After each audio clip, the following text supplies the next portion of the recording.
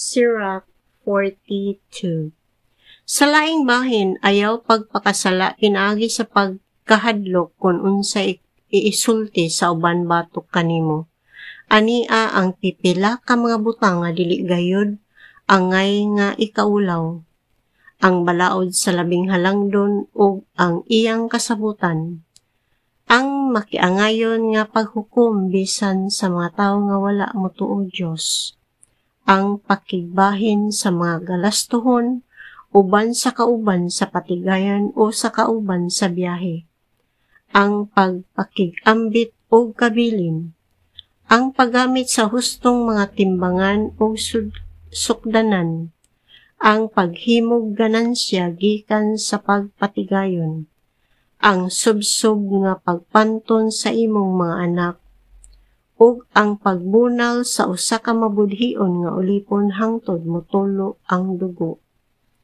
Maalamon ang pagkandado sa mga butang kung dili ikaw makasalig sa imong asawa o kung ana ay daghang kaayong mga tawo sa palibot. Pagbaton og husto nga listahan sa bisan unsang deposito nga imong gihimo o bisan unsang butang nga imong nahatag o nadawat. Ayaw pag-ukon-ukon sa pagbadlong sa usa ka tawo nga nagbinuang o sa usa ka tigulang nga lalaki nga nakig-uban sa mga babaeng nagbaligyag dungog. Kung imong sundon kining tanan, mapuslanong tambag ang tanan, muuyon sa imong panglihok. Ang usa ka amahan walay kinatulgan sa gabii tungod sa iyang kabalaka mahitungod sa iyang anak nga babayi, bisan wala mahibalo ang iyang anak niini. Kung ang iyang anak nga babae batan-on, maguol siya nga tingali dili kini maminyo. Kung maminyo kini, mabalakas siya mahitungod sa kalipay sa iyang anak. Kung kini usa ka ulay, mabalakas siya nga tingali mabuong ang dungog niini o mamabdo samtang nagpuyo diha sa iyang balay.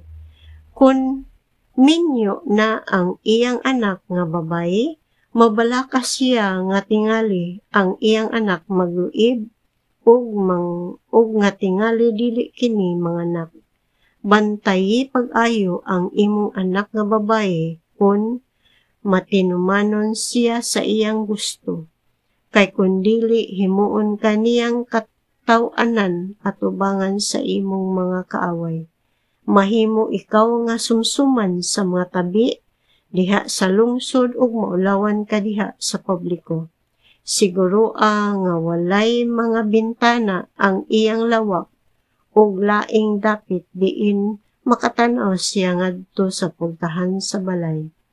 Ayaw pagtugot nga magpasigarbo siya sa iyang katahom at ubangan sa mga lalaki o makigtabi uban sa mga babaye. Ang mga babae magdaot sa laing mga babae, sama nga ang anunugba magdaot sa mga sinina. Ang kadautan sa usa ka lalaki mas maayo kaysa kaayo sa usa ka babae. Ang mga babae maoy magdala sa kaulaw o sa disgrasya. Karon pahinumduman ko kamo sa mga buhat sa Ginoo. Ug isaysay ko ang mga butang nga akong nakita. Ang mga pulong sa Ginoo maoy nagpatungha sa iyang mga buhat ug ang tibuok kabuhatan nagtuman sa iyang mga sugo. Ang kahayag sa adlaw nagadan-ag nganha sa tanang mga butang ug ang tanan napuno sa himaya sa Ginoo. Bisan gani sa iyang balaan nga mga anghel, wala maghatag ang Ginoo og gahom sa pag-asoy sa tanan niyang gamhanan nga mga buhat, bisan kung gihatagan niya sila og katungod sa pagbarog diha sa iyang mahimayaon nga atubangan. Nakita niya ang kahiladman ug ang kasing-kasing sa tawo, ug nahibalo siya sa mga tinaguan ni ining duha. Ang labing halangdon hibalo sa tanang butang nga mahibaluan o nakasabot sa mga timailhan sa katuigan. Nahibalo siya sa tanan nga nabuhat kaniadto o sa buhaton pa ni unya. Iyang gipadayag ang kinahiladman sa mga misteryo. Nahibalo siya sa atong tagsa-tagsa kahuna-huna o nakadungog sa atong tagsa-tagsa kapulong.